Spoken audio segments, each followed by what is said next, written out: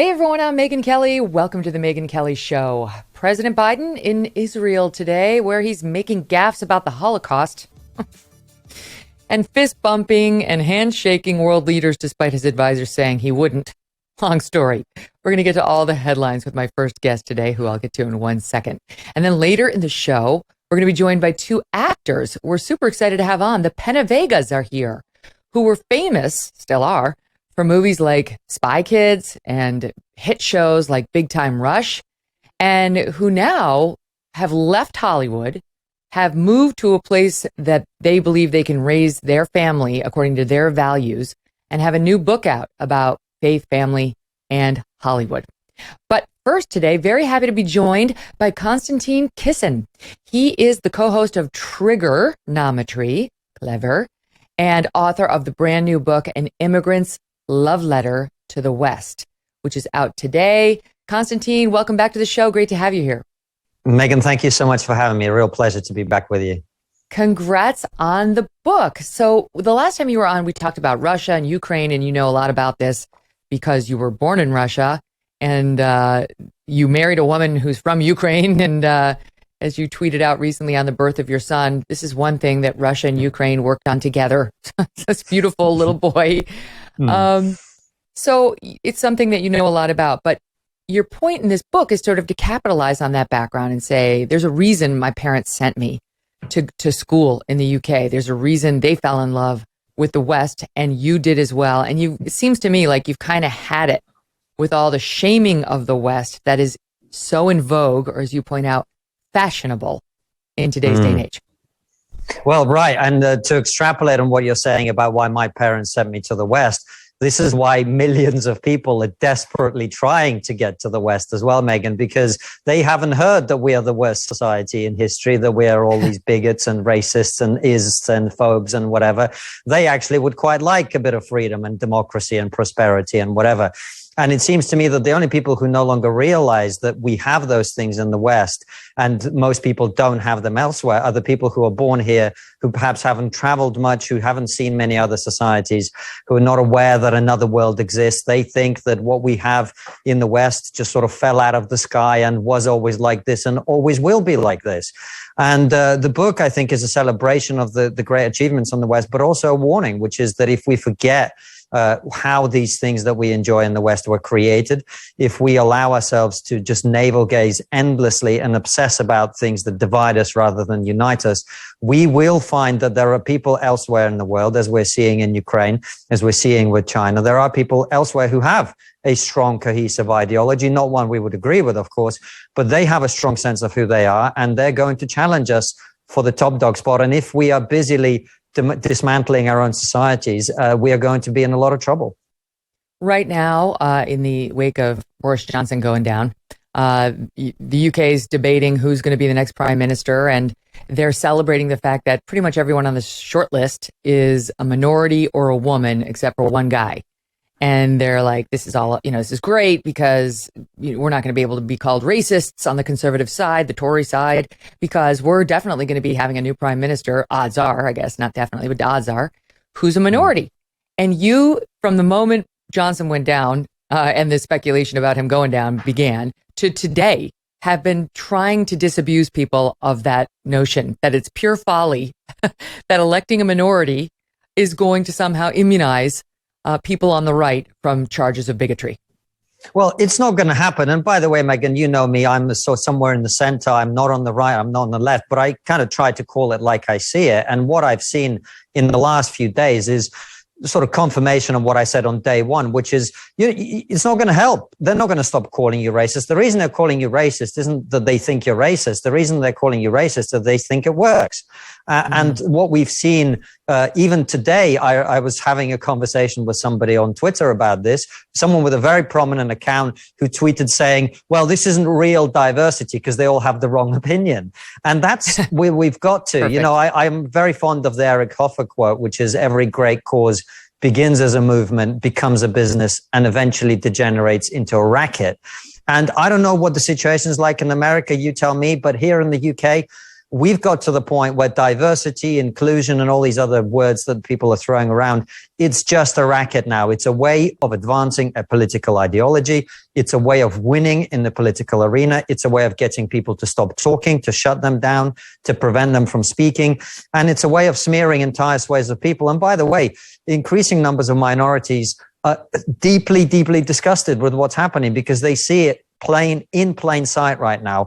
The moment that you have the most diverse field, and by the way, Matt Goodwin, who is a political analyst, a brilliant political analyst here in the UK, he mentioned recently that actually the number of minority candidates and female candidates in this leadership is greater than the total number of former people who've run for leadership of the left-wing Labour Party, the number of people who from minority backgrounds who've been in cabinet, who've been in the House of Lords, and on you go. In other words, you've got the party that's being called racist every day is actually got a really diverse field, and the other party not. But it doesn't matter because these brown people, these black people, these women, they're not the right kind of minorities. They're doing it wrong. They've got the wrong opinions.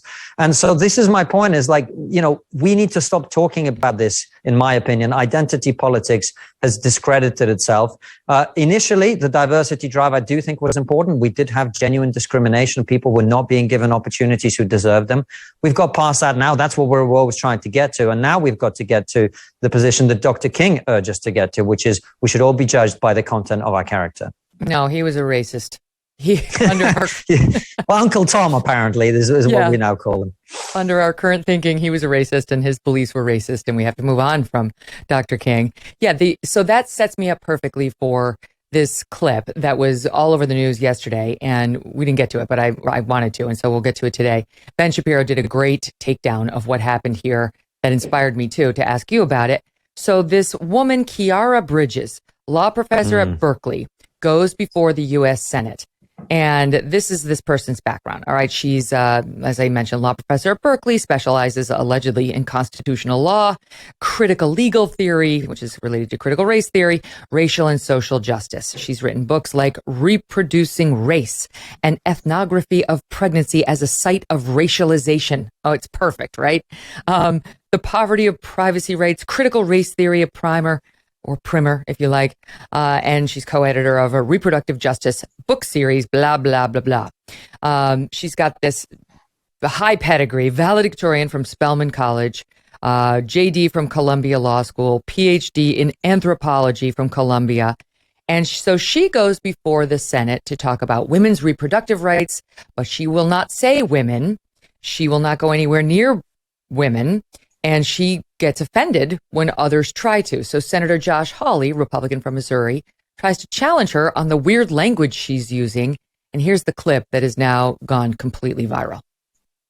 Professor Bridges, you said several times, you've used a phrase, I want to make sure I understand what you mean by it. You've referred to people with a capacity for pregnancy. Would that be women? Many women, cis women, have the capacity for pregnancy. Many cis women do not have the capacity for pregnancy. There are also trans men who are capable of pregnancy, as well as non-binary people who are capable of pregnancy. So this isn't really a women's rights issue. We can recognize that this impacts women while also recognizing that it impacts other groups. Those things are not mutually exclusive, Senator Hawley. Oh, so your view is that the core of this right then is about what? So I want to recognize that your line of questioning is transphobic, and it opens up trans people to violence by not recognizing that. Wow, you're saying that I'm opening up people to violence by asking whether or not women are the folks who can have pregnancies? So I want to note that 1 out of 5 transgender persons have attempted suicide. So I think it's important because of my line of questioning? So we can't talk about it? Because denying that trans people exist and pretending not to know that they exist I'm is denying dangerous. that trans people exist by asking you if you're talking about women having pregnancies? Do you believe that men can get pregnant? No, I don't think women can get So pregnant. you are denying that trans people exist? And that leads to violence? Is this how you run your classroom? Are students allowed to question you? Absolutely. Or are they also treated like this? Where No, they're told allowed that they're to question. opening up people to violence? We have a good by time in my questioning. class. You should join. Oh, I bet. You might learn a lot. Wow, I would learn a lot. I've learned a lot just in this exchange. Absolutely. Extraordinary. Yep. Oh, it's all there.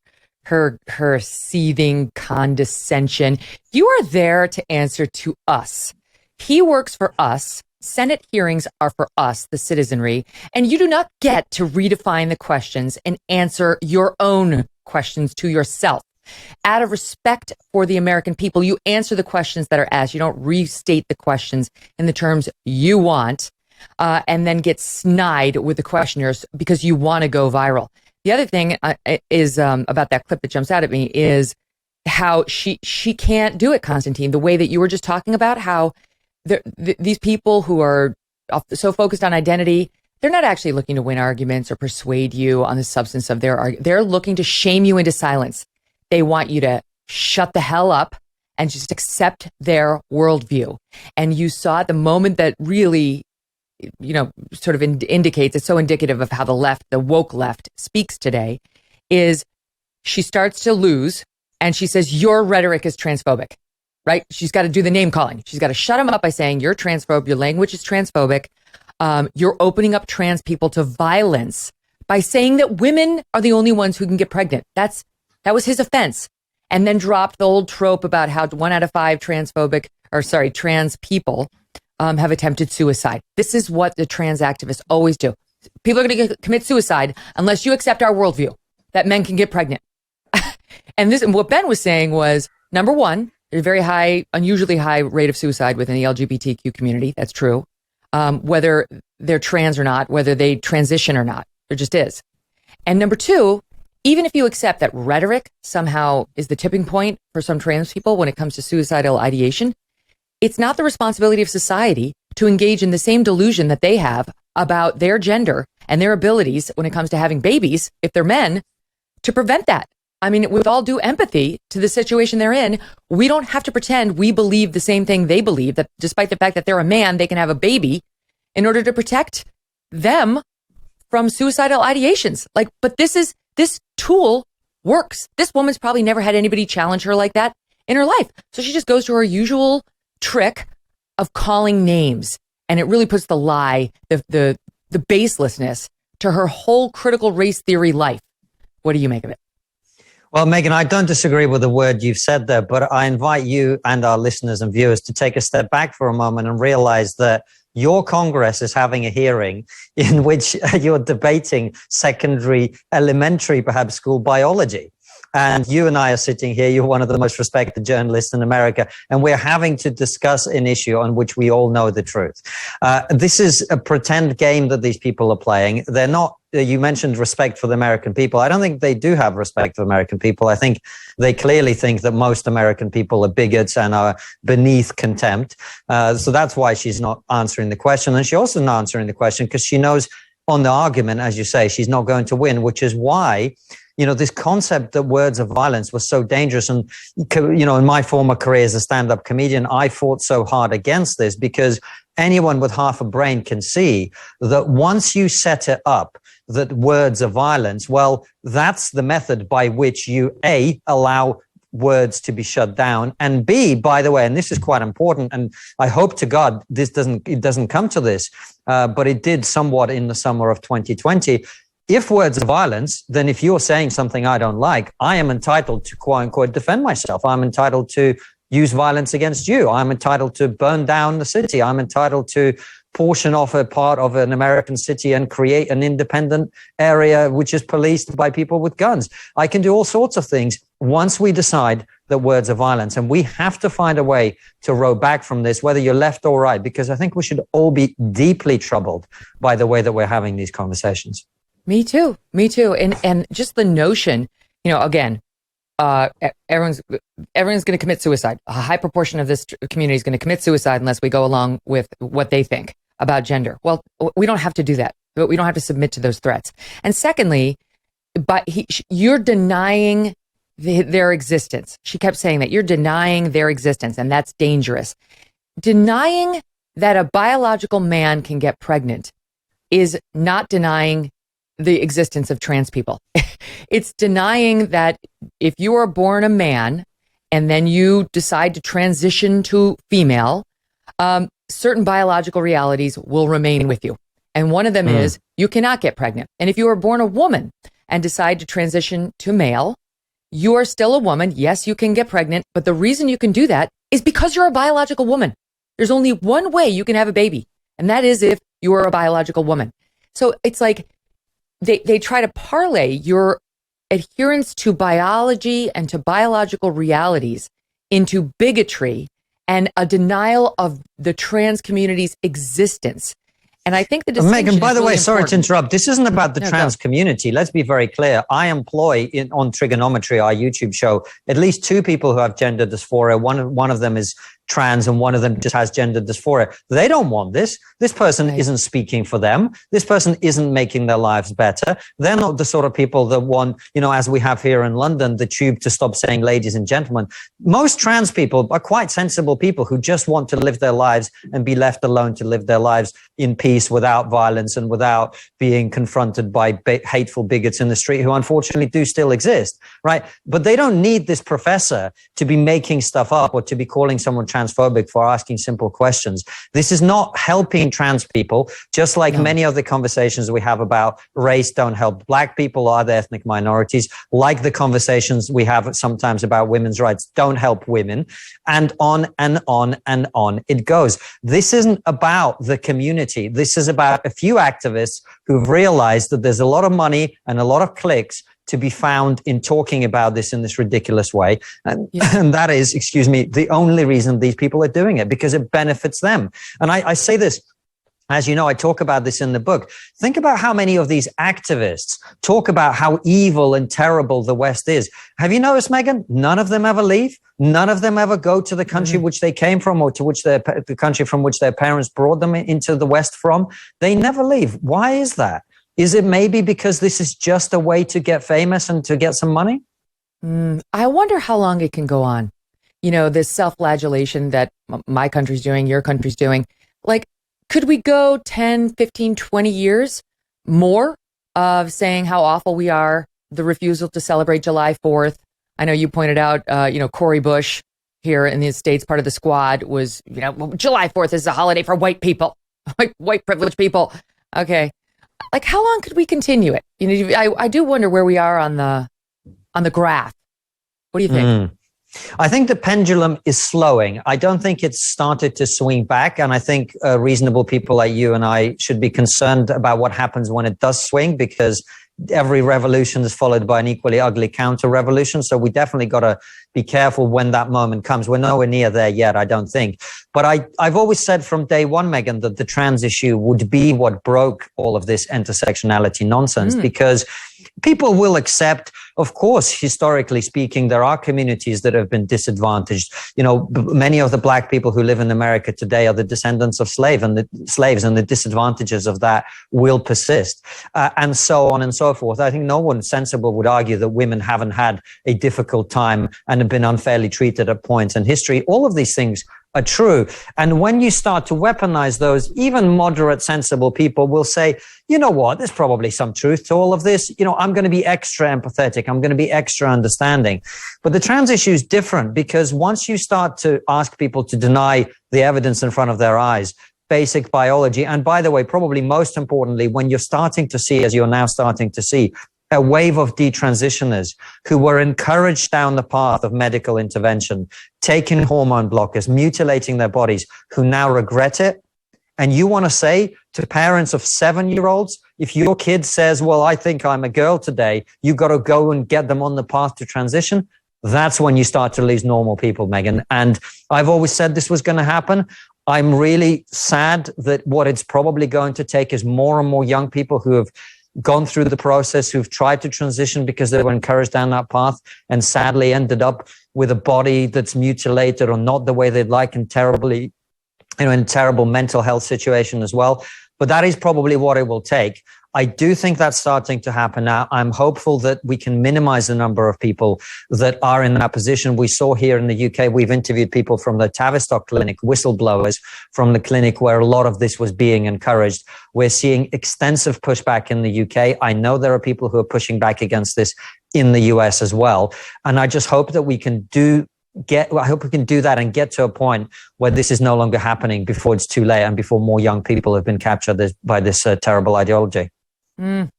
Yeah, next week we're actually doing a full show on and with detransitioners.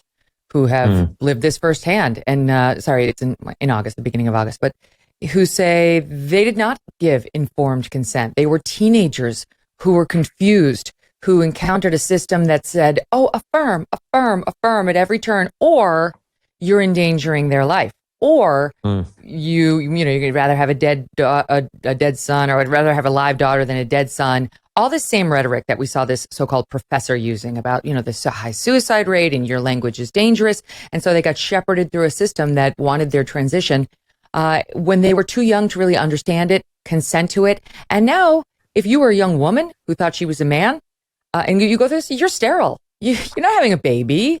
You can never carry a child. You can never breastfeed a child.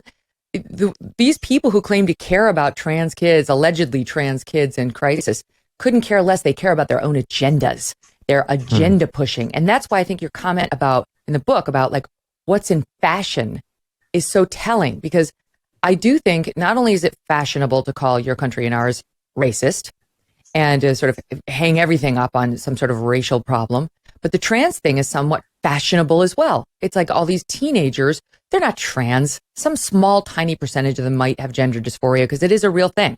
But the vast majority of these kids think it's fashionable, or they feel like they don't belong, or they were told, like our one guest, if you feel uncomfortable in your body, you might be trans. Well, every teenager feels uncomfortable in their own body. Like that is not the standard by which you judge if you're trans. But the fashionability of it, it's an overcorrection to the demonization of it. And Megyn, I'll add something very controversial right now, which is I'll say children can't consent. We seem to be forgetting this basic point. Children are children by virtue of the fact that they're not capable of fully understanding the consequences of their actions. I've actually come back from one of my sister's weddings. She just got married. And in the process of the wedding, her husband was asked questions about her. And one of them was, what did Irina, your sister, what did she want to be as a child? And the answer was a boy.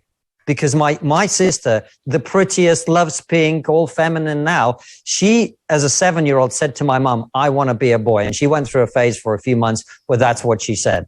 And guess what? Now she's turned out to be a perfectly normal, straight, cis, quote unquote, woman, right? Children cannot consent. Children are not capable of understanding the consequences of their actions. We've got to be very, very careful that we don't make this, children choosing their own gender at that sort of age, and we don't encourage them down paths that are going to be detrimental to them. It is our job as adults to protect them from the consequences of things that they don't fully understand. And we've done a terrible job of doing that. It's so true. It's something that we're going to live to regret. We're already starting to regret. And I do think the real way forward is not just the detransitioners, but it's going to be the lawsuits. It's going to be the lawsuits from the detransitioners and families who in earnest sought care for their child, psychiatric care amongst others, and instead were pushed an agenda that tends to be left wing, that tends to be weirdly ideological. There's not a lot of conservatives pushing this, and that tells you something. Like that's an alarm. And I remain hopeful that the courts, as they have been in so many situations, can be some sort of a backstop to some of this lunacy. But we just have to start it. We got to get it started. When you've got constitutional law professors like this moron out there teaching the next generation of lawyers, I do worry. Can you imagine? Can you remember back in the day when you used to think like you just had a baby? It would be great if he wound up at Berkeley or Harvard or Yale. Like, wow, that would open up such doors. You make such connections. Hell no. I don't want my kids anywhere near those institutions. I don't blame you. And look, as you know, we've just had our first child. He's a couple of months old. And this is something I've already thought about. Is like in the past, the standard path line was, you get good grades at school, then you go to college or university, and then you land a great job. Well, if this is what's happening at colleges and universities, I don't want my child anywhere near that. I'd rather they were a plumber, frankly, at this point. Do you know what I mean? So yeah. This isn't, and this is one of the reasons that, that I talk in Immigrant's Love Letter to the West about how I really became aware of all of this stuff, where I was asked to sign a behavioral agreement contract to do a comedy gig. And that's the point I was making at the time, which was, look, I hear these students, that are running around being a bit crazy. Students have always done this. Of course, young people are going to do this. Sure. The problem isn't the students. The problem is who's teaching them and what are they then growing up to be? Because we see it here now in the UK. A lot of these people are now politicians. They're lawyers. They're judges. They're making decisions that actually impact the real world. And they're bringing a lot of this complete nonsense and rubbish and a lack of understanding of the real world into political spaces, into legal spaces, and then having a genuine, real impact on the world. So this isn't something that's, contained to college campuses, and I'm glad people are starting to realize that. That was just in 2018. I didn't realize it was that recently that happened. They wanted you to sign this pledge that you weren't gonna touch any third rail subject. There would be no jokes about it. I can't remember the list, but it was like sexism, I can. Let me tell you, Megyn, because it's worth hearing. Tell Racism, sexism, classism, ageism, ableism, homophobia, biphobia, transphobia, xenophobia, Islamophobia, anti-religion, anti-atheism, and it also said that all jokes must be respectful and kind. Why did the chicken cross the road? Would have been a great bit. I'm sure you would have crushed it. Yeah. So that's the kind of thinking that some people at our universities are starting to engage in. And I saw it in comedy, and comedy is now riddled with this stuff, certainly in the UK. And that's because comedy is downstream of culture, of society in general. So I saw the early signs of it in the comedy industry, which is why we started Trigonometry in the first place. Frankly, we were just two idiot comedians who were trying to understand why is it that people were suddenly saying, instead of, make any jokes you want, and that's the whole point of being a comedian, to like, jokes are violence and you mustn't oppress people with your offensive humor. And that's kind of the journey that I've been on, and which is why I wanted to write the book, because that experience as a comedian really terrified me because of where I come from. I was born in the Soviet Union. I saw this sort of repression of people's ideas, repressions of people's statements, the fact that you were restricted from making jokes or punished for making jokes. And I was like, hey, I left Russia, the Soviet Union, because I didn't want any part of this. And now I've ended up in the West. And that's exactly what we've got. There is a popular British feminist and poet named Aja, and she just got banned from Twitter because she went online to complain about a trans woman, a biological man, a trans woman, basically trying to lecture her and others on how on their objections to certain of the encroachments on women's rights that the trans community, or better put, their activists push for, right? So she got out there and she did her sort of poetry like, this is bullshit and I object. And Twitter's banned her because they don't like the way in which she expressed herself. And it really is ironic if you think about the fact that what you really have is a biological man lecturing a woman on how she needs to speak about women's rights. And the woman saying, no, I will not let you constrain me. I will speak about women's rights the way I want to and stand up for them the way I want to. And Twitter telling the woman, you will shut up. And the biological man will have the last word. He can say what he wants about, quote, women, but you cannot. Your side of the conversation will be shut down unless you agree to speak in the way he/she wants you to. I mean, that's the point that we are at, because you kind of, like, out of respect for the trans community, and I am somebody who does their pronouns. I don't mind saying their pronouns. It's fine. I just think it's respectful and it's kind.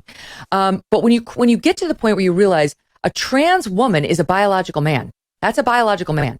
And it's essentially a man trying to tell you, a woman, how you need to speak about women's rights. The only answer is to say, no, I don't consent. I will speak about women however the hell I want. And if you don't like it, you can listen to another channel. You can walk away, but you cannot censor or silence me and my speech. There's nothing feminist or pro-woman about that. Well, I agree with you, and very passionately said. And of course, if you said all that on Twitter, you'd be banned as well. That's the situation we're in, because you keep saying he, and you're not allowed to do that. And I come back to the point that I made earlier, which is this is about the idea that words are violence. Once you accept that, everything else follows. Another thing, of course, and we've got a big problem because it's legislated for now in many countries, you've got this idea that there are protected groups. And once you have protected groups, and by the way, not to attempt to annoy feminists, but I do think there are portions of feminism that actually got involved in this and tried to introduce the idea of protected groups. And it's starting to, kick them in the rear now at this point, or bite them in the rear, right? Once you introduce the idea of protected groups, you're saying, well, not everyone is the same. Not everyone's equal. Well, of course, not everyone's the same, but not everyone should be treated equally. then you get to a position where some animals are better than others, and some animals deserve to be treated better than others. As of course, I'm quoting Animal Farm. So that's the place we're in. And we've got to get to a point where we start to unwind some of these very, very dangerous ideas, because once they go from the realm of just some people talking on a campus to actual legislation, as we have in this country, where we have the Equalities Act, which says in terms, some people deserve to be treated differently to other people, you're always going to have this problem. You're always going to have certain groups that need special protection. And therefore, anyone who says anything, because remember, words of violence, they've got to be punished. They've got to be struck down. They've got to be silenced. And that is the position we're in. So there's a big job ahead of unwinding some of those policies that we've seen in the last couple of decades.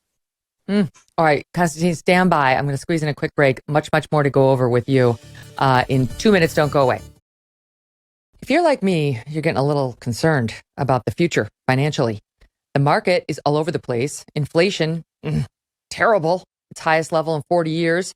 Interest rates are skyrocketing. Market experts not only predict a recession, they say, may we already be in one. They're using terms like economic hurricane and unprecedented. You never want to hear the U word when they're talking about the economy. If you want to protect your future, call a precious metal dealer that I trust, American Hartford Gold. It's important to diversify. Remember, people are now predicting the housing market could go south. You got to watch the market, like the stock market and so on. So diversify through American Hartford Gold. They can show you how to protect your savings and retirement accounts by doing exactly that. Diversifying your portfolio with some physical gold and silver. All it takes to get started is a super short, easy phone call, and they will have physical gold and silver delivered right to your door or inside your IRA or 401k. And they keep it simple. They are rated the highest rated firm in the country with an A+ rating from the Better Business Bureau and thousands of satisfied clients. And as an exclusive offer for our fans, if you call them right now, they're going to give you up to $1,500 of free silver and a free safe on qualifying orders. Don't wait. Call now. It's 866-518-2955. 866-518-2955. Or you can text Megyn, that's MEGYN, to 65532. Again, call 866-518-2955 or text MEGYN to 65532. My guest today is Konstantin Kisin. He is the author of the brand new book, An Immigrant's Love Letter to the West. And there are all sorts of reasons in here why you should love the West and you should be proud of the West. And you should have these arguments at the ready when you get shamed by people for living in America or living in the UK and not hating it, all right? From somebody who knows firsthand, because his family chose to send him from Russia to the UK. He chose to stay there. He's just had his first child with his a Ukrainian-born wife there. And as always, immigrants, as the immigrant is to the country to which he immigrates, it's the same as with a convert to a religion, right? They can always be like sort of our best cheerleaders. You know, they've seen it a different way. They've experienced two different worlds, and they know of what they speak. And Konstantin lives this both on his podcast, which you will love, Trigonometry, and it's on YouTube, and in this latest book. So plus we want to support him because we want him to stay free and independent and able to say all the bad jokes he wants to. And by bad, I mean anything that touches on race or sex or gender or whatever, the ableism. Okay, so let's talk about classism, because this is something that you do talk about. And you care about income inequality, and I do too. It doesn't mean you don't like capitalism, but you can see the issues with like skyrocketing rents and the not a skyrocketing, employment opportunity for young people in terms of salary and so on. But I've heard you talk about recently, like in particular, these economic or these green energy policies, which are crushing the working class. And how I think it was a tweet that you sent out that says, the one thing that's becoming clear to me is whatever your view of climate change, the pursuit of net zero by continually raising the cost of living is going to cause populist revolts that will make Brexit and Trump look like minor blips. I agree with that. We're seeing it now in Sri Lanka, right? In what's happening in the Netherlands with these farmers. And, in your country and mine, people have about had it with these so-called green energy policies that come at the expense of the working class. And, there are a lot of other causes for concern economically as well. I mean, it's going to be, let's be clear, Megyn, I think the economists I speak to all are very clear about this. a very difficult economic time is coming anyway. So to spend the time that we have instead of dealing with those problems, whether it's the effect of the war in Ukraine, which is probably in terms of the global food crisis is going to cause famine in many countries around the world. Now, we in the West, of course, are fortunate to probably avoid that, but we will see very high rises in the cost of living, whether that's fuel, whether that's food, whether that's gas, and to be piling all of this stuff on top. Look, I don't know enough. I'm not a climate scientist. I don't know what the deal with that is. I'm just saying, I think the way we're approaching this by impoverishing the people who are already vulnerable in our societies is not going to achieve that. And what you're going to get instead is populist revolts of the kind that I frankly don't want to see. I don't see how you get away from that fact that at a time when people are already struggling, if you have a situation as we do in the UK where so much of our energy pricing, so much of our fuel pricing, so much of our food particularly is the product of these levies, is a product of some of the ways that we are approaching this idea that we must get to net zero immediately, otherwise we're all going to drown and run out of food in 12 years. It's not going to have a good impact on our society. So even if you believe that we have to tackle the issue of climate change and with urgency, this just does not seem to me like a practical way to do it, particularly when we seem to be ignoring forms of energy like nuclear energy that actually do help to solve the problem, but for some reason don't seem to get the green activists excited. I don't know why. Mm-hmm. I blame Jane Fonda and that movie, The China Syndrome. I blame her for a lot, but that's one of the problems. And my guys with Chernobyl, we did not handle that well, to be fair. So that probably didn't help either. That's true. Although that series was amazing, right? That so-called documentary. I'm not sure if it was a true documentary, but in any event. So Joe Biden, let's talk about him in politics for a minute, because he goes over to Israel in the Middle East. He's going to meet with the Saudis as well, the ones he said he would deem pariahs, but now he goes hat in hand. And today, actually yesterday in Israel, I mean, the one thing you're not supposed to do when you go over to Israel, I think, is make gaffes about the Holocaust. I'm pretty sure it's the one thing you shouldn't screw up. Here's a little bit of what happened when he was there. Soundbite 2.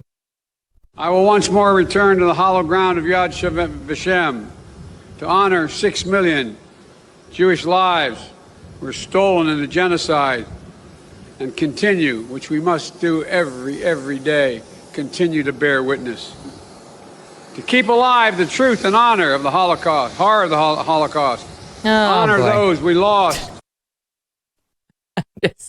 I realize it's a stumble, the honor of the Holocaust too. It happens, but it happens to him all the time. He kept referring to the prime minister as the president. It was just, it was every turn. You really do have the feeling of like, when he's talking, right? And it's like, it just feeds into the lack of faith in our leaders. You guys are about to elect a new one. I hope you do better. I do too, Megyn. I'll be honest with you. I mean, of course, people can make partisan points here, but I'll be honest. As an outsider, as someone who respects America, who thinks it's a country that has a lot of the right values. I know you're very divided at the moment, but actually that's because you're trying to work out how to run a country, how to run a society. That's one of the things I love about your country. Like here in Europe, we're like, we've got all this sorted out. We don't need to talk about it, when actually we do. You guys, yeah, you've got problems, but you're trying to work it out. You're trying to, I love America for this reason. And to see that you've gone from one guy who said a lot of stuff that was unpleasant to listen to another guy who barely says anything that you can actually hear and is coherent. I just think it's a bad look for your country. It's a bad look for America. It doesn't reflect well, whether you're a Democrat or a Republican or a moderate or anything. It's just sad. It's sad to see. I'm sad that he's in a position where this continues to happen. It just looks bad as an outsider, I'll be honest with you. Yeah, the Aussies just elected somebody who's got similar stumbling problems, though he's a much younger man. He said that when he went to the Middle East, he wasn't going to, I mentioned this on my show yesterday and said I hadn't confirmed it. I wasn't sure if it was fake news. No, it's real. He said he wasn't going to shake the hands of any leaders while over there because of COVID, because they're very concerned. The WHO is saying we should bring back mask mandates. All right. It's like they're never going to let go of their hand over our mouth, ever. Once you give these controls to the government authorities, they will never give them back to you. So he's saying because of COVID and the rise in the Omicron subvariants, he doesn't want to shake hands while he's over there. Most people believe that he just doesn't want to shake the hands of the Saudi leaders, who he said he would make pariahs out of, and who killed Washington Post journalist Khashoggi. Anyway, So he goes over there, and what does he do? He starts fist bumping. He's fist bumping the Israeli leaders. My God, Konstantin, fist bump. And then, and they're trying to shake his hand. And then he sees Netanyahu, and what does he do? Grabs his hand, gives him the big, 5-finger handshake, and winds up seeing some Holocaust survivors a bit later. And he's kissing them, and he's hugging them, putting the lie to this whole nonsense about his COVID concerns. I don't know what to make of it other than it's more lying from our leaders. You've written a piece recently. Was this in your book? I'm trying to remember where I saw this. But you were pointing out how you might have some good leaders in the UK. The same applies here. But there's very few who you actually find impressive, who you actually deeply respect. And more we're getting that here too. Yeah, and this COVID theater, Megyn, it's one of the things it's doing. People think this is just a playful thing that we all laugh at. Actually, it has real consequences, because the more you see that the people who are telling you to wear a mask or to get vaccinated or to get your booster or to socially distance or whatever, the more you see that they don't do any of this, that they don't actually live up to the expectations that they set for you, the more I think a lot of people actually switch off and don't take sensible precautions in situations where actually probably would be a good idea to socially distance from people when you can, if there's a lot of a virus going around. Do you know what I mean? So yeah. We've got to this point where they are doing theater, and people, of course, lose trust and faith in our politicians. But the broader point, yeah, you're right. I talk about it both in the book and on my Substack, is we've got to a position where I think we deliberately filter out people of principle and character, because, of course, the moment you stand up for principle, as you and I both know, the moment you stand up for what you believe in, you do alienate some people. Some people won't like it. And in the current environment that we have, the moment anyone doesn't like what you do, that is the end of your political career. If you said the wrong thing, it's a gaffe. If you did the wrong thing, well, you're evil forever, and so on. And I'm afraid as a result of that, we're preventing decent people from going into politics. And when they do, they find that it's not a place that they're going to stick around. And so you end up with the people that we all end up with. I have a glimmer of hope on this subject to offer. I was thinking about this the other day. One upside of the younger generation having grown up with social media and, just having to worry from birth about what they say online and the incoming attacks and bullying you get on Instagram and Facebook, whatever it is we might wind up with better leaders. Because I think a lot of sane people right now are like, I'm not running for, why would I put myself and my family through that? I don't want to be subjected to that nonsense. And I feel like the younger people are like, I've never known any other. Yeah, of course I'll do it. Yeah, why would I let public scorn stop me? I've been immersed in that toxic stew since birth. So I'm kind of hoping it could lead to better leaders, because we're neutralizing that factor. You can no longer live a life of privacy where you're not constantly getting attacked. And so why not get out there and try to make a difference? We'll see. On the subject of COVID, we're gearing back up. There's already talk about, should we be bringing back more lockdowns, about mask mandates, returning now to LA. New York just brought back not mandates, but mask recommendations. I mentioned the WHO. And now Hong Kong is going to electronically tag COVID patients, people who have tested positive for COVID, as it adopts China's health code system. This is pretty crazy, where they're going to make you wear a bracelet to track you, to make sure that you're isolating in home. And I mean, it's like one of those things where you look at it overseas and you say, never here, never here. And I wouldn't put it past our leaders to try it. No, I wouldn't either. And if you remember, Megyn, I don't know if this story made it over to the US. I hope it did. But Neil Ferguson, one of the statisticians responsible for helping to introduce lockdowns here in the UK, he openly said in an interview in the Telegraph, I think, that they had no idea that they could do lockdowns until they saw China do it. And then they were like, oh, they can do it, so can we.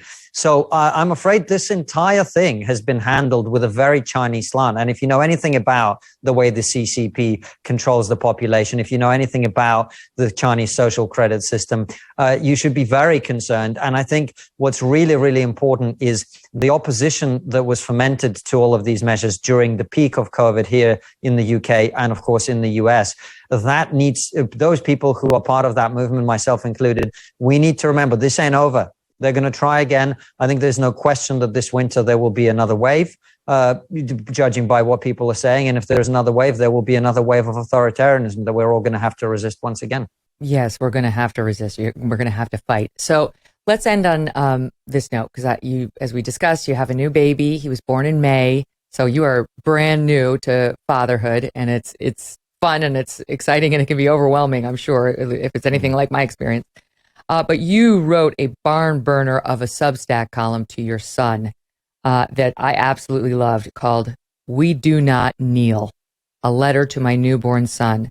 And the gist of this letter, and I encourage everybody to go to Konstantin's Substack and read it, is as follows. If you want to live a comfortable life, you can fit in. Don't ask too many questions. Keep your head down. But son, if there's one thing I've learned, it's that comfort is overrated. You did not come into this world to consume as much food, pleasure, and entertainment as you can. A fulfilling life is one of purpose. And the meaning of your life is to identify that purpose and pursue it with every fiber of your being. You go on to say, those who lack the courage of their convictions will be threatened by yours. Those who lack confidence will consider you arrogant for having it. And most of all, those who are desperate to fit in will hate and secretly admire you for standing out. I love that. You encourage him not to settle, and to pursue a life of extraordinary nature, I couldn't agree with everything you've written more. I feel like it was true what I was trying to get at in my book, Settle for More, as well. One of the many reasons you and I like each other, because we have similar life philosophies. And just spend a minute speaking about that. Do not kneel. I don't know how to say. I'm probably going to cry talking about it because it's so important to me, Megyn. You know, I come from generations of people who were in gulags in the Soviet Union because they said the wrong thing, but they believed in it, and so they said it anyway. I come from generations of people, as my boy does, of people who refuse to bend to authorities like the kinds that no one in the West can imagine. So when I see people who are afraid of speaking their mind because the mob is going to pursue them on social media or someone is going to send them a threat or whatever, I understand. I do understand, but this is no way to live. This is no way to live. Every single person is born to do something brilliant with their life. And I really believe that the pursuit of that brilliance, whatever form or shape it comes in, is the purpose of your life, is the meaning of your life. It's the only thing that I've ever done that's made me happy. It's when I've been doing what I believe. It's when I've been speaking my mind without muzzling myself.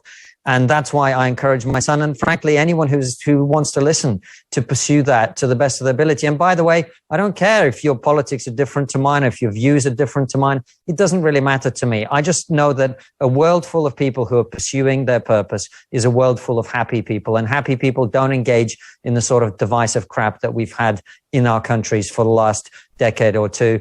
And if we can all be doing something that we love, I think we'll get to a position where we hate on each other less and we actually come together in a much more productive way, which is one of the reasons I wanted to write the book. Because, as you know, I tried to address the book to people who would disagree with me, because I do think it's important that we reach across the aisle. It's important that we don't demonize the other, even if we think they're silly or stupid or wherever it is.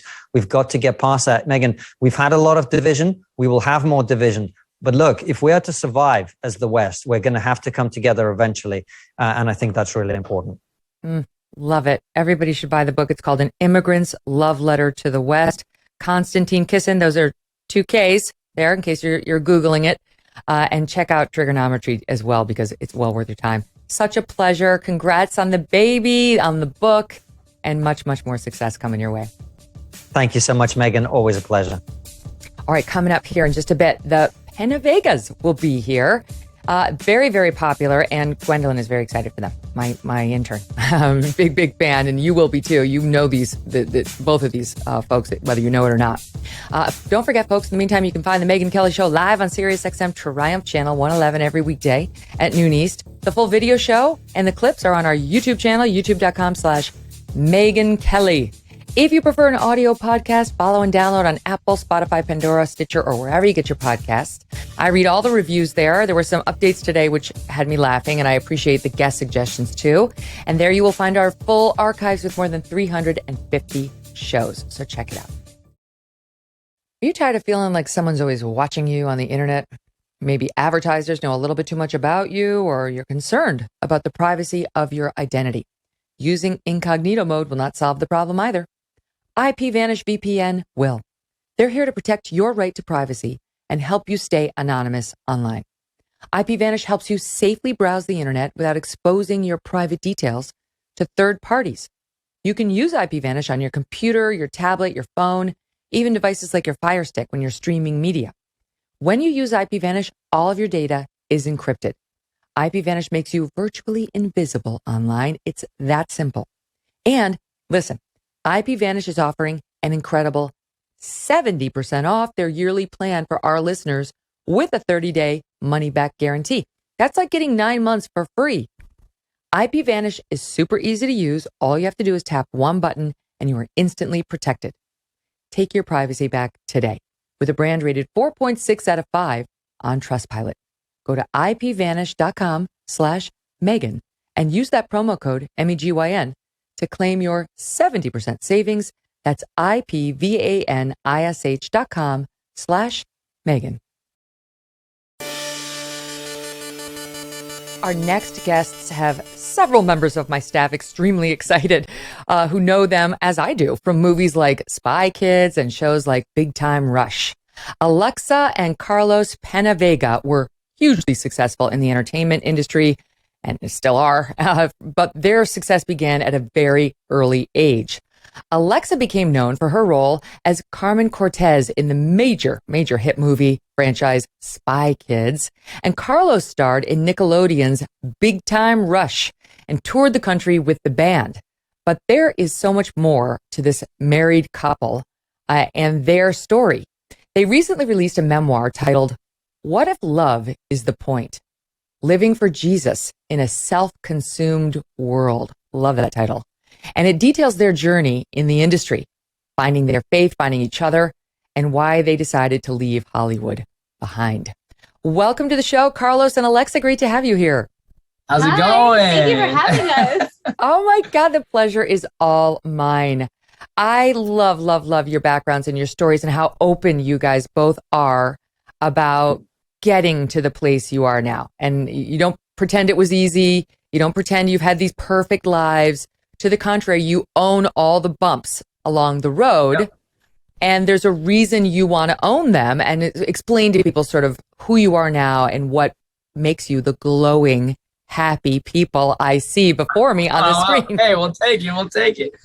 I think, well, for us, you look at just even social media today, it's all filtered, veneered, right? And the truth is, like, when we first kind of started growing in our faith, it wasn't this like perfect, easy thing that I think sometimes people sell Christianity to be. They make it sound like the second you become a Christian, your life's going to be perfect. And in all honesty, our life got really, really hard after we found our faith, because this world is not set up really for faith-filled people. It's not really set up for happy marriages or happy families. So we really had to navigate what that looked like in our careers, what that looked like on social media. We're frustrated seeing all of these kind of perfect Christians, I guess, on social media. We're like, no, we want to share what our walk really looks like. So for us, we just wanted to be really consistent and honest and authentic to what it looks like to actually be a Christian in today's world. Yeah. I want to talk more about that this world is not set up to celebrate happy marriages. Hollywood certainly, no, but even regular world. I mean, I've observed this even in my own life. You go out with groups of friends in certain pockets. We travel amongst different groups of friends in different places. And in some of the groups, it's always the guys with the guys and the girls with the girls, right? Like you go out to dinner, whatever. It's like, wait, no, I want to experience this evening with my spouse. Like I'm not looking to separate from him at every party and every dinner. But that's just my own, but you've experienced it in a world that the messaging around faith, around love-filled, happy marriages is nothing like what it used to be. Yeah, no. And especially like in our industry, we got married really young. I mean, what was it, 23? 23, 24. Like that's kind of unheard of in our industry. And I feel like people, like our friends kind of kind of disowned us because they were like, well, they're the married couple now. And I'm like, but it's okay. We can still hang out. It's fine. And it was really hard for us in the beginning because we didn't have a lot of friends, especially community was tough. Yeah, especially in LA. And we ended up, after we had our first kid, we ended up moving to Maui. And it's been amazing. We a lot of young Christian families, and it's just, man, I really hope that like my goal is that we can really show people the beauty of marriage again, and the beauty of creating that family and having a bunch of kids and traveling. I mean, we're currently on tour with my band. We're coming to you live from our tour bus. So cool. And a big conversation was, are you bringing your family on tour? And I'm like, well, yeah, I'm not going to leave my kids, my 5-year-old, my 3-year-old, my 1-year-old, and my beautiful wife for 3 months while I go tour the world and play shows. Like, I want them to experience that with me because those are the memories that we can create. And we had to make a lot of sacrifices to make this happen. But man, it's been 3 weeks and I wouldn't change a thing. It's a good way to start distancing from one another. If you physically distance, the emotional distance inevitably will follow. So you're right. You're prioritizing your love, your family. But I've got to ask you, why Maui, right? Because most people, nobody moves to Maui. Who moves to Maui? Like, it's an amazing idea. We vacationed there a little bit. Yeah, but we always thought like, oh, we retire, we'll live there. But what I love about my husband is he's such a go-getter that, like, for us, we're like, why are we going to wait until retirement to go have fun? Like, why don't we just go have this fun now? Because we were worried about what other people would think about it. Right. And I think our over agents, the last, our managers. Yeah, like over the last, handful of years, we kind of realized, like, who cares? Who cares what people think about what you're doing? They're already not going to like you. Yeah, like, that doesn't matter. And we're also worried about, making our life look like an Instagram picture, so perfect with all the filters. Like, man, you know what? If I feel like I want to go do this, and it's not bad, of course, like, let's just go do it. And who cares? My dad, I love him to death, but he thinks we're crazy that we moved to Maui because it's not convenient for him.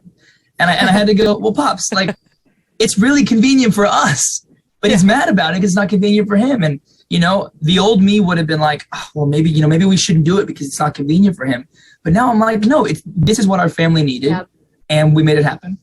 Well, I love the idea because I know, Alexa, you grew up, was it on a ranch in Florida?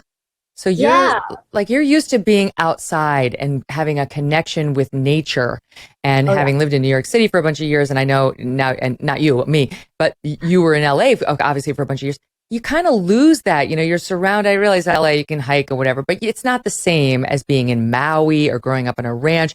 Your kids now, it sounds like the way you're raising them is they're outside, they're connected with nature. And you guys are too. You're not sitting in front of screens constantly, or, in New York where the main focus is on getting drunk at some bar or restaurant.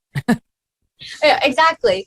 No, we wanted to give our kids the best upbringing we could, because at the end of the day, we are going to travel. We are going to be in big cities. They have the coolest life because they get to go experience all these different cultures all over the world, because that's where our work takes us. So we wanted to make sure that home base was a place that we could really root ourselves into and really create community and a place that felt like home. And for us, it ended up being Maui. But I will say, and I've talked about this recently, but I moved begrudgingly because I knew God was calling our family to move. I really felt that pull on my heart. Oh, I feel so badly for you. You had to move to you Maui. Need to stop. You need to stop. But single tear. Listen, but the truth was I was so invested in my career. And it was really picking up, and I was working a lot, that for me, it was really taking a big step back to focus on family and to focus on our marriage. And, for the longest time, I had always really thought that we moved for Carlos, because Carlos was really frustrated with how things were going in the industry for him and how things were moving. So he just was like, I need to get away or I'm going to quit. So we moved. And in the beginning, it was actually a struggle for me because I grew up in this industry. I started when I was 4. So for me, set is home. So the idea of leaving this place that offered me so much, it was like ripping a part of me away. But what I realized actually ended up happening was my identity was so in the industry that I needed to be pulled away from it to really root myself like further into my faith, further into our relationship, our family. And we came out stronger than ever. We've taken the last 5 years to really foundation build in our family and in our faith. And I feel like we can conquer anything now. We've really come out of it just like, we got this. You're welcome. Thank you, babe. Thank you, babe.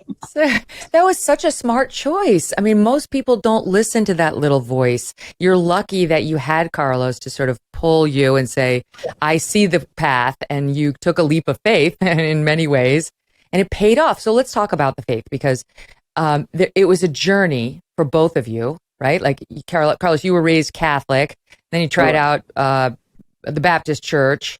And then I think, as I understand it, your parents got divorced and it didn't bring them together. So you were like, all right, Baptist church doesn't work. So, so how did you reconnect with God? So, I read you writing about like Jesus, and I'm trying to remember exactly how you put it. Hold on, because I liked it, because I wanted to ask you about it. You write how you listened to somebody talking about how he'd met Jesus, and what did that mean to you at the time?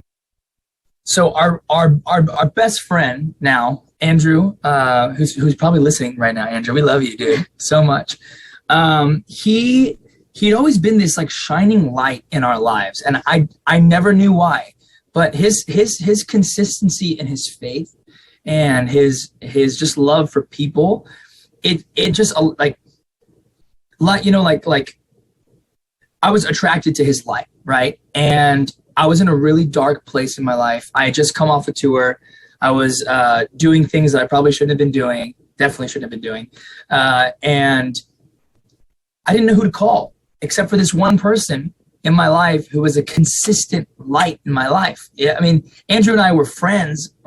He was my realtor. So like we weren't like best friends, but like I knew him.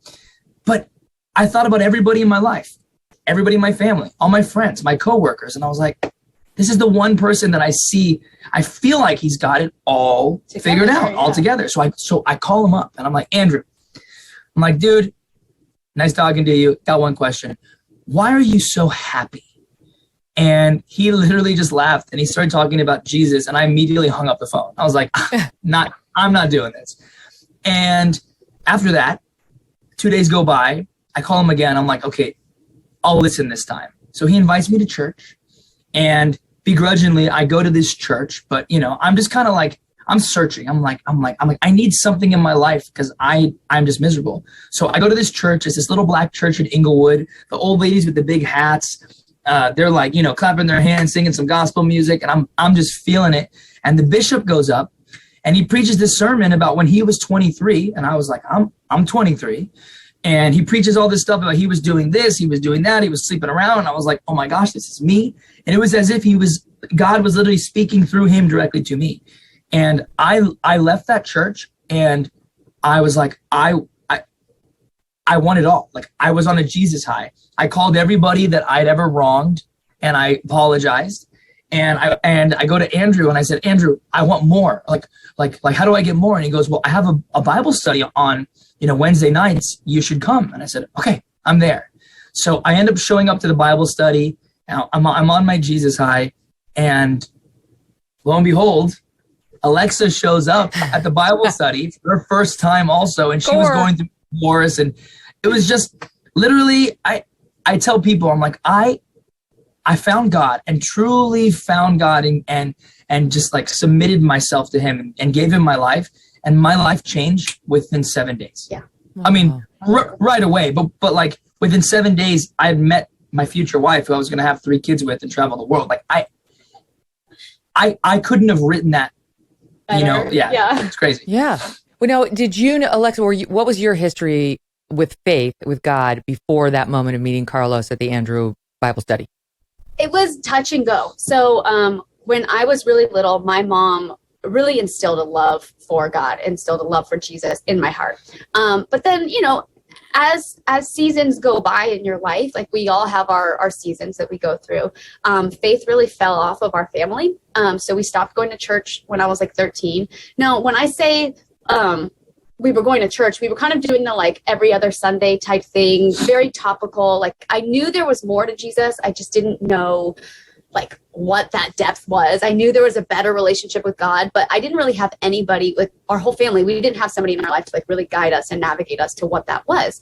So my heart craved it though.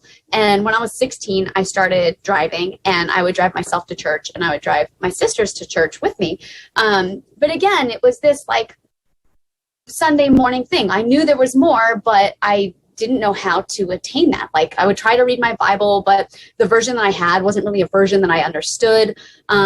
So my craving for that relationship was always there, but it didn't really I didn't deep dive until that first Bible study. I even went through a failed marriage. I learned a lot from that.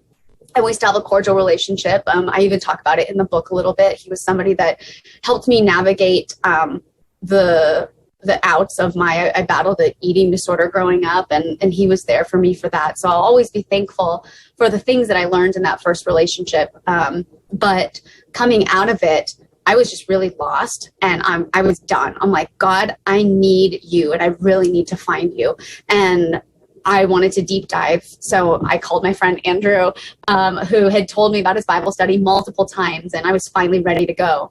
And it was just interesting how the crossroads for us, we were both at low points in our lives where we were really craving being rooted into something and really having that stability.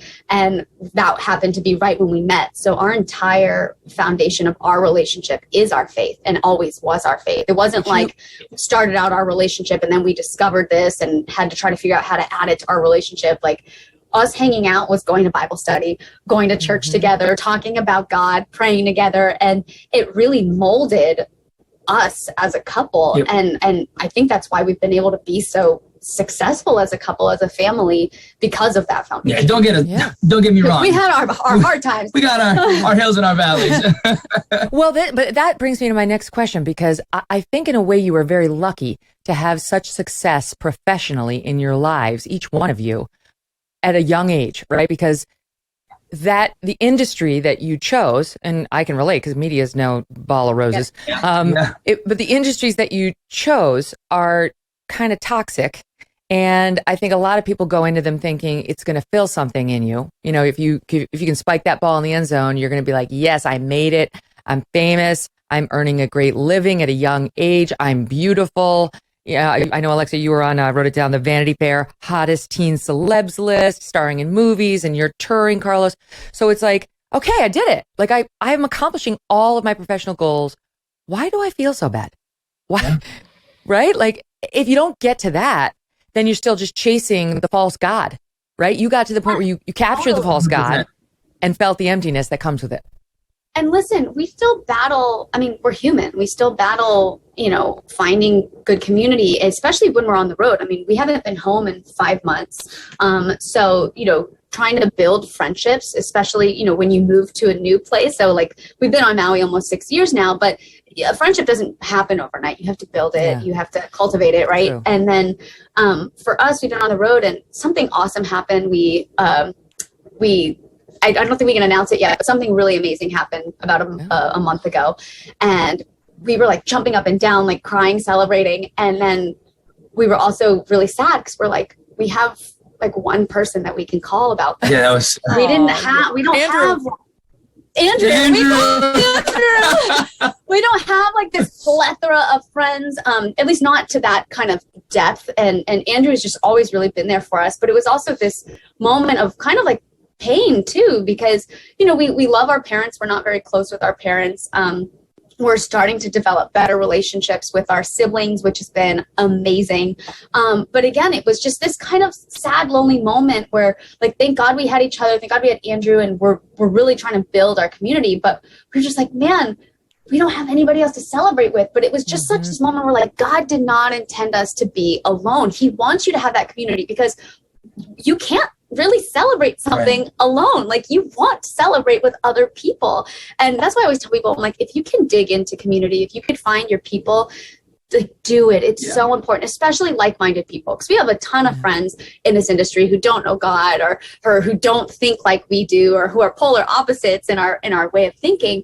But they're awesome, and we want to pour into each other. We want to love on each other.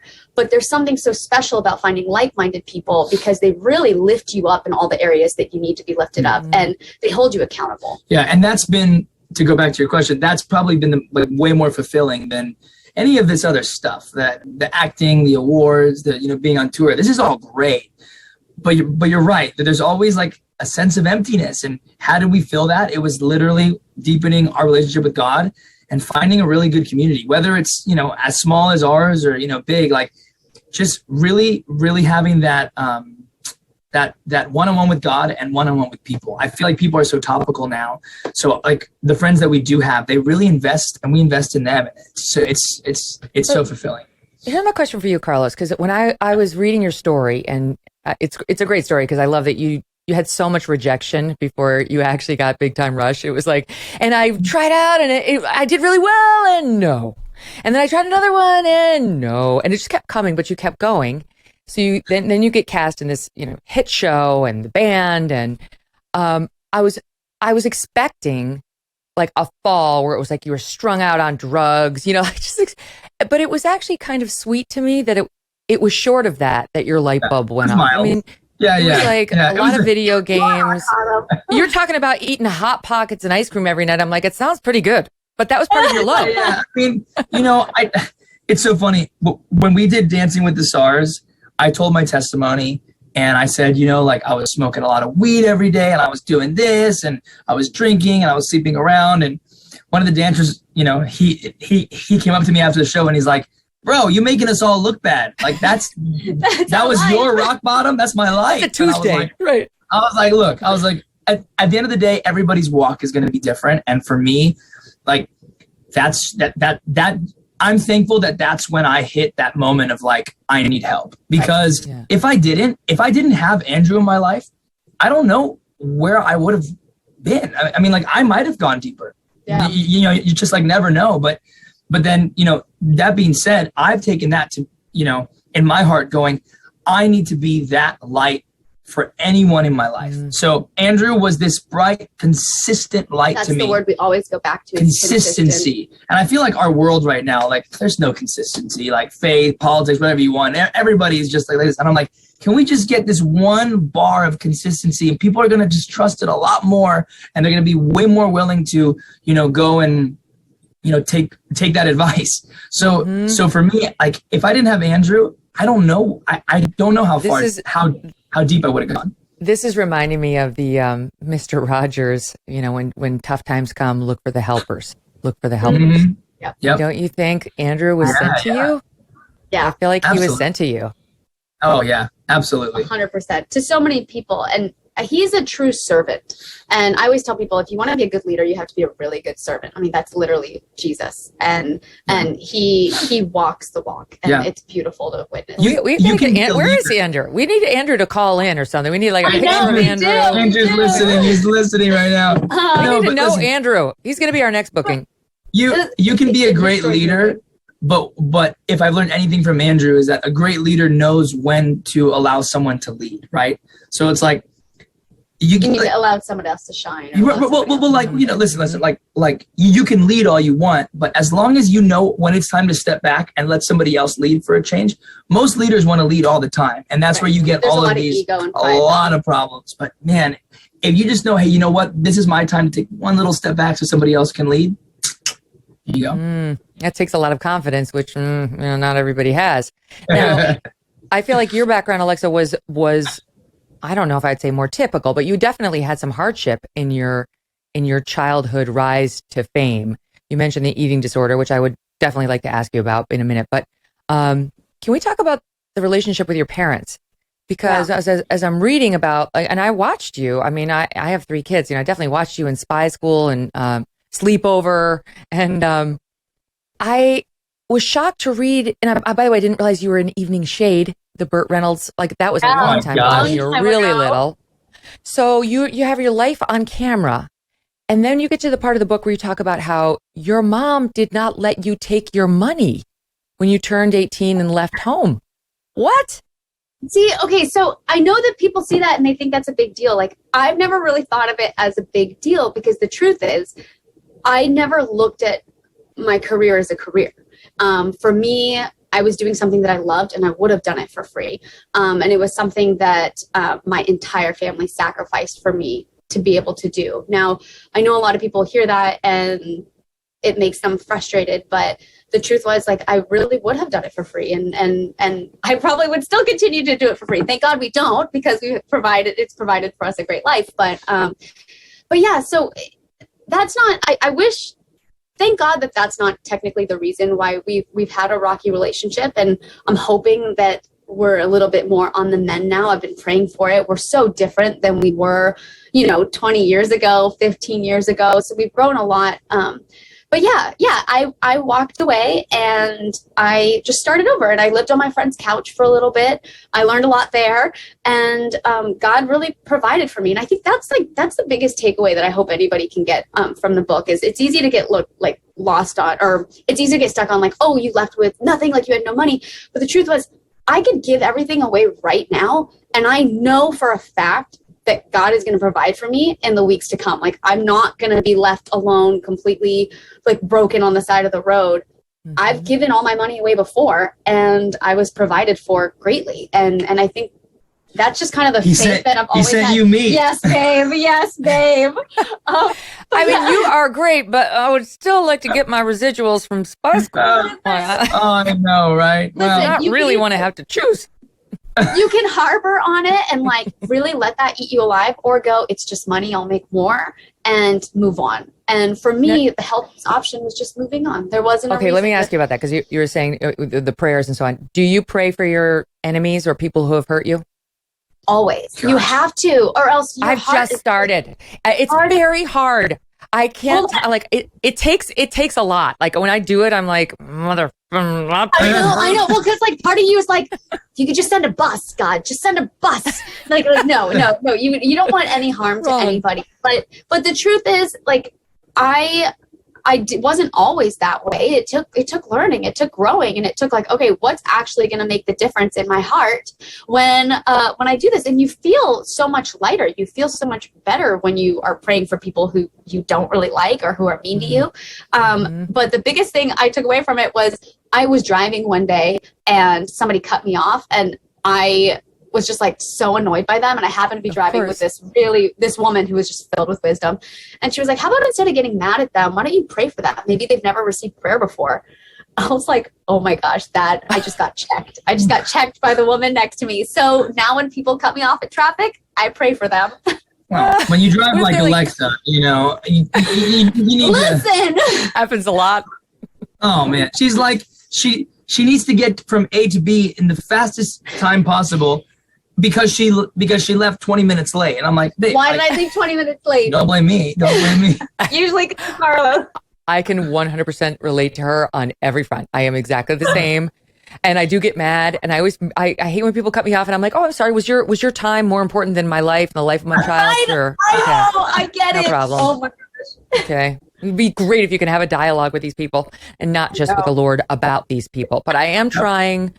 Kathy Lee Gifford, my pal, talked to me a long time about how, and she's told this story to him too, so he knows, but Howard Stern used to hate Kathy Lee Gifford, and he used to rip on her all the time publicly, and she used to pray for him. And he met her one day at the Today Show. He was coming through to promote something, and I guess the way she tells it, she went over to him and he said something nice. He wasn't a jerk to her face, and she said, I've been praying for you, all this time. And it kind of led to a thaw, and I think they're on good terms now. But the fact that she was able to pray for him all those years while he was saying the terrible things is what got me kind of considering, like, maybe instead of just resorting to this hatred I have in my heart for certain people, speaking of the Today Show, maybe I could do something else. I'm working on it. Yes. You know what? Your heart will feel better for it. And also, when you really think about it, like, what's happening in the world? Division. There's so much division, and you could either really lean into that division and like stir up the hate in your heart, or you can say like, no, I'm going to overcome it. Like I'm going to stomp out the enemy and I'm going to overcome this division with light and love. And it's not easy. It's not easy. Like God did not call us to like everybody, but he did call us to love everybody. So I love a lot of people that I don't like, but it's because I'm called to. We say that a lot. All right, let me pause it there. I'll squeeze in a quick break and then much, much more with Carlos and Alexa right after this quick break. So fun meeting them. Gathering around the dinner table has been the catalyst for change since the beginning of time. Ronald Reagan once said, all great change in America starts at the dinner table. If we can return to eating meals together as a family, which is so important to do, then we can create the conversation and change we want to see. Maybe it feels overwhelming to get everybody together, so many different schedules and so on, and then still make a great meal. But Good Ranchers makes it easy. You pull out a Good Ranchers package of beef, chicken, or seafood. You season with a little salt and pepper, good to go. Cook it however you like, off to the races. Tastes amazing. Every box you get is superior quality, flavor, and value. And Good Ranchers is a company that supports American agriculture and business. You're already buying meat. Why not support an American company like Good Ranchers? Use my code Megyn to get $30 off your order too, plus free shipping, free express shipping. You can have it soon. Start eating their beef and their chicken and their seafood. And by the way, if you don't want to do this pepper and salt, they'll pre-season it for you. You can get the pre-marinated version, which is what I like. Make the gatherings at the table easy and fun with Good Ranchers. Go to goodranchers.com/Megyn to bring your family and friends to the table and eat some seriously delicious food when you're there. goodranchers.com/Megyn. So Carlos, let's go back to when you quote like hit, right? So you're struggling, you get the rejection, all that stuff, but then you get cast in Big Time Rush. And it was like you had sort of a similar thing and you shot to superstardom. It was like, boom, that show was a big success. Yeah. Before you know it, you've got tons of fans. For people who haven't seen it, here's just a little clip so people know what we're talking about. This is SOT 9.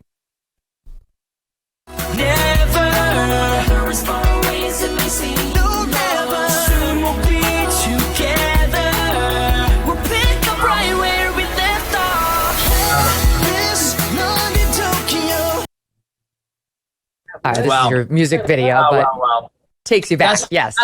That's the clip you show. The most boy band clip of all. It's so cute. What do you mean, Sadora? You brought back the boy band. We were doing an homage to Backstreet Boys in the airport. That was the idea. Okay. It worked. Yeah, so it was cute. It was cute. You've got the fawn. I mean, you had to have had the fawning girls everywhere. It's like a modern day version of the Beatles. Yeah.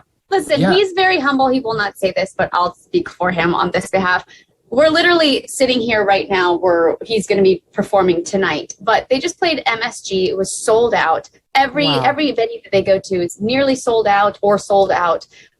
They sold out their Mexico show in 3 hours or something. Crazy. Like it's amazing.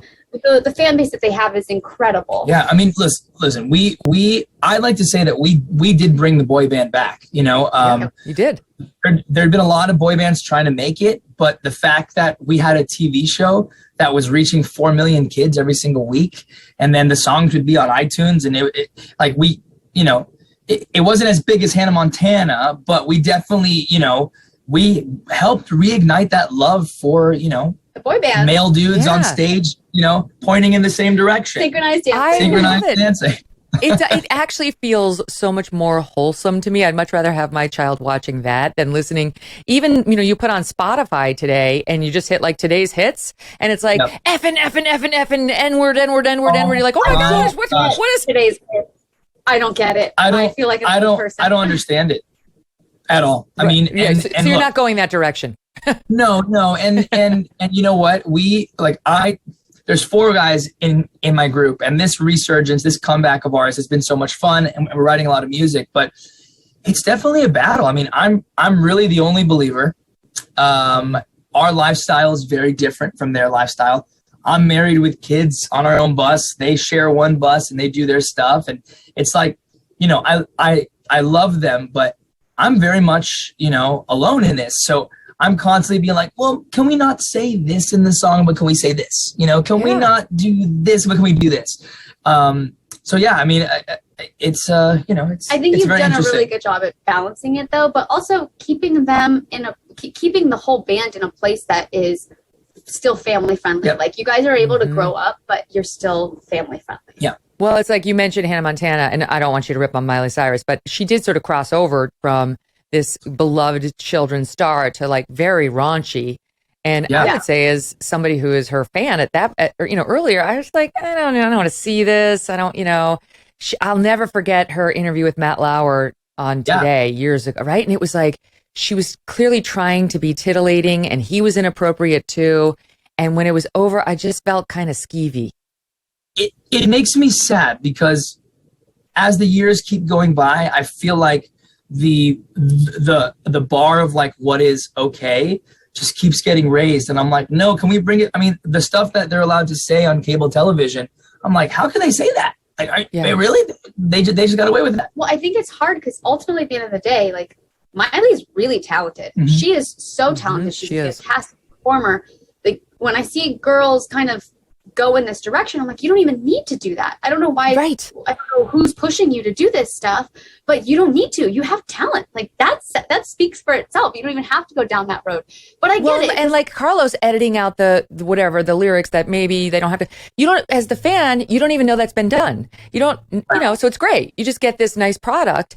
And it reminded me of, and I was talking about this, the Super Bowl show with J-Lo and Shakira, right? Where it was like, I mean, I saw lady parts as I watched the Super Bowl with my then 6-year-old little boy.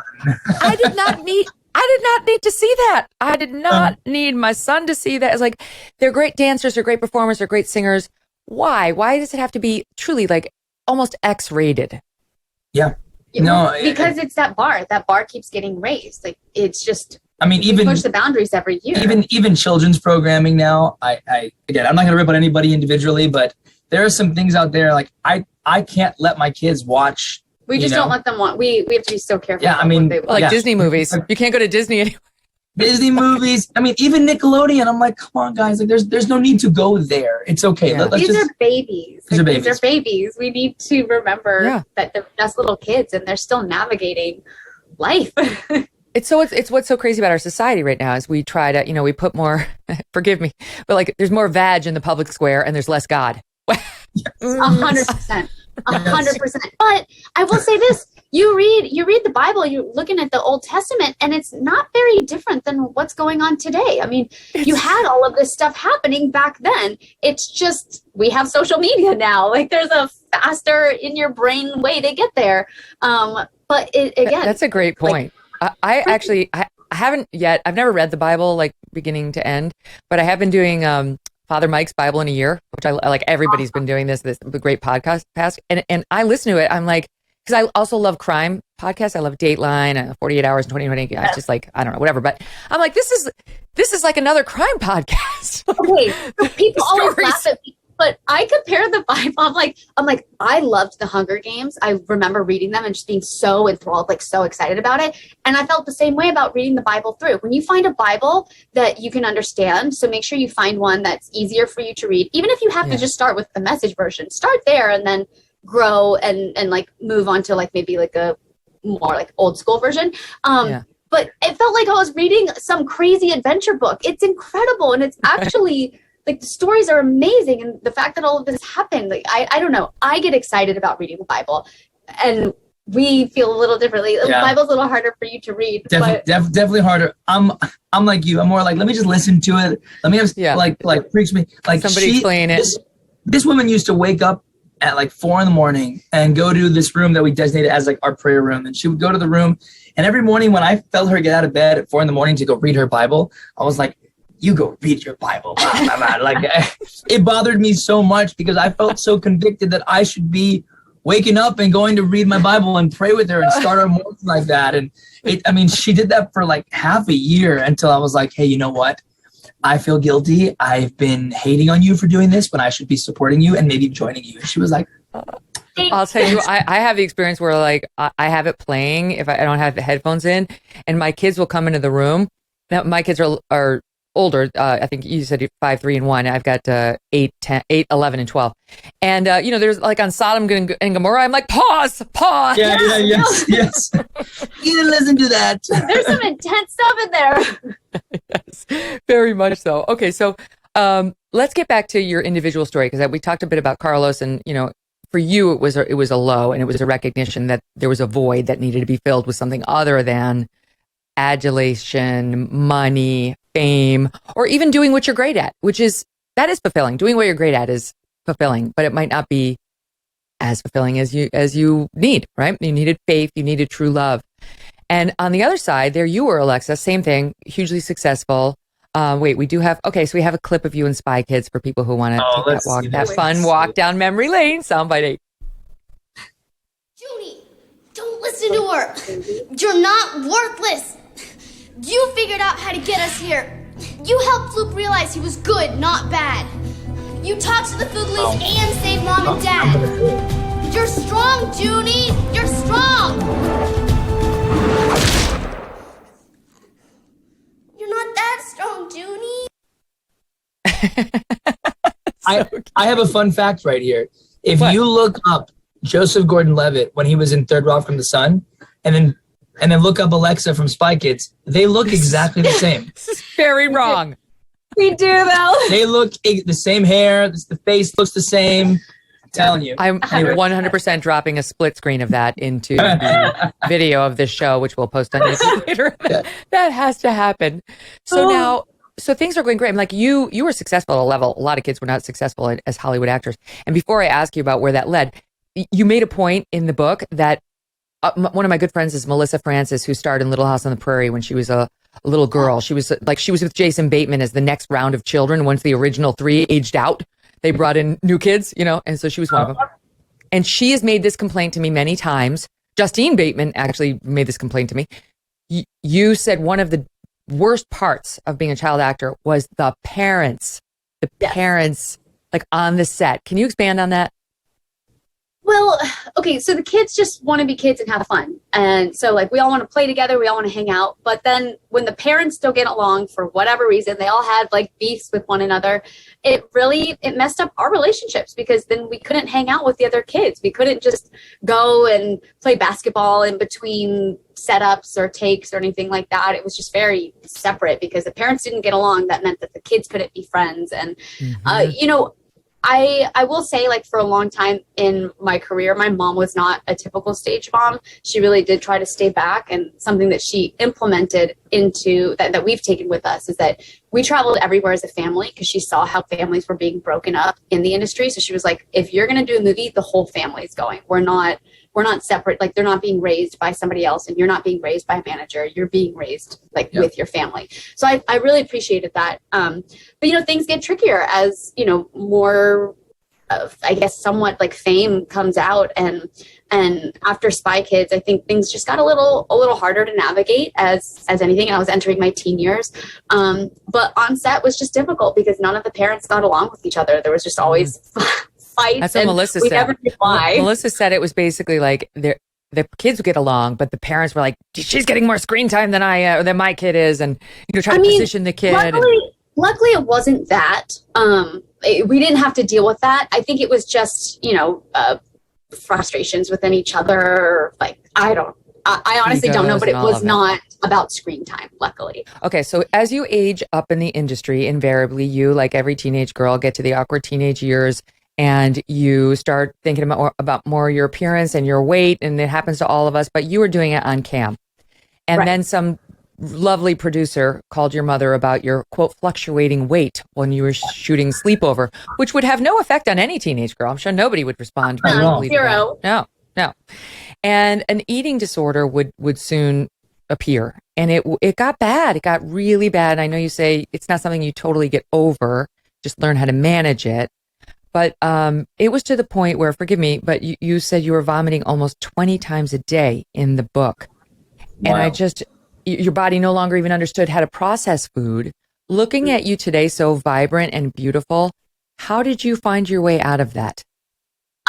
Well, there was years of prayer and years of just being very ashamed, like knowing that this was not me. Like, I think that's the hardest part. And that's what I was so fearful. That's why I was so fearful of people finding out that I had this eating disorder, was that I was still me. I was still this girl who was joyful and happy, who wanted to live life, but had this secret that I was so ashamed of that no one could know, or else they would think differently of me. And just trying to balance, like, people want you to be skinny in this industry and they want you to look a certain way, and having no real idea of health, no idea of nutrition, because like nobody teaches you that. They just say, like, if you want, go eat mac and cheese, go eat this. But when you're a teenager, you're like, well, I don't know what that's going to do to my body, especially as you start going through puberty. Like, your body's fluctuating like crazy anyway. So this was just an added layer. But after years of being in this eating disorder, the first step was my mom confronted my ex-husband about it right before we got married. And when he found out, that you would think it would send anybody kind of like running in the opposite direction, but I'll give him a lot of props. Like, he really stuck with me, and he's like, no, you're going to beat this and I'm going to help you through it. And in the beginning I was mad because I wasn't making the decision for me. It was somebody else like forcing this on me. And it was really hard. And I did okay for a couple years, but that beginning, my body didn't know how to take in food. So I ended up being hospitalized. I had like insane bloating, crazy ulcers. My body couldn't handle food. I should have been introducing it slowly, but we didn't know how. And doctors were not helpful at all. Like, when I would explain my story, and I would say, I would say like, hey, listen, I had an eating disorder. I don't have it anymore. I'm not throwing up, but my body can't handle it. They didn't believe me that I wasn't throwing up anymore. Instead, they were just like, well, you're still throwing up. That's why it's happening. I'm like, no, you don't understand. Like, I stopped and my body's going insane. So instead, they just want to kind of pump you with pills and send you on your way, and they don't hear you out. And it was a really frustrating couple of years that we ended up getting a divorce, and I fell right back into where I left off. And it wasn't until I deep dove into my faith. And I always tell people, when Paul in Ephesians is talking about the armor of God, you have your helmet of salvation, your breastplate of righteousness, your belt of truth. You then have your shield of faith, and then your sword, which is the word of God. So I had this shield of faith, but I couldn't quite defeat this eating disorder because I didn't yet have the word of God. And when I started diving into the word and what the word says about my temple, which is my body, what God says about us and how much he loves us as his children, I suddenly just felt this overwhelming sense of love and peace. And I felt like I could conquer everything from then on. And one day I woke up and it was gone. Like, the feeling of wanting to like overeat, to binge, the feeling of wanting to purge. It was as if somebody had like moved out of my house and they were gone forever. You gave me the chills. That is a true miracle. And it again, was like 100%. Like a helper. This is not a miracle, but we have to end on it. My team found the image of Joseph Gordon-Levitt. Oh my gosh, please, we gotta see this. Let's see. Is that not dude, Spike come on. One? You literally look like, yes, dude, that is literally Alexa. I see where you're going, but she is much prettier, with all due respect to Joseph. Listen, at the time, I looked like Joseph. Yeah, I had no interest in that Spy Kids girl. No interest. I was not into it. You should be happy that there are middle school images of you out there that are tolerable in any way. There is a reason I have buried all of those, and I've just gotten rid of all my middle school colleagues. I just made sure that they're never to be heard from, because no one needs to see that. You two are absolutely lovely. I can't, how can people find out how to hear you, how to watch you? Like, where should they go? Where can they find out everything they need to know? If they want to hear the whole story, our book, What If Love Is the Point, is out now. You can get it anywhere where you can buy books. And then we have Instagram. Mine is The Real Carlos Pena, and Alexa is at Vega Alexa. And then we share a joint, we TikTok. were reluctant. We were not super excited about joining TikTok, but we're on TikTok and we're PenaVega. We just share one. We just share some family fun and just want to put a light out there. Yes, I love it. You've joined together in that way. You've joined together PenaVega, which I like too. You didn't have to give up your last name, and it's sort of another symbol of your connection, your love. You guys are a great example for young people, for Christians, for people who are struggling. And if you want to know more, just read the book. What if love is the point? What if love is the point? What if it is? Because it is. We're going to be right back Thank you both so much, Alex and Carlos. Lots of love to you. Everybody wanted to give you a word on an important subject we discuss a lot here on the Megyn Kelly Show before we go, and that is Strudwick. My dog. Get a lot of questions about him online. He's still just as naughty as ever. He was making progress with the trainer before we left Connecticut for the summer, and then we left Connecticut for the summer. So now he's down here terrorizing the New Jersey shore. He's sweet, don't get me wrong. He's not aggressive. But I mean, since we have a house guest staying with us right now, he peed on our house guest. He peed on him, not like near him, on him. The other day, he ripped open these dog toys, you know, like the stuffing inside of it. It's like insulation. Most dogs are like, that's disgusting. Huh? He ate it all. I don't even know where it went. It didn't come out the back end. I think like in 6 months, it's probably going to resurface some way. Just one of the many things I'm sure we'll be discussing when Andrew Schultz joins the program again tomorrow. Really looking forward to it. Talk to you then.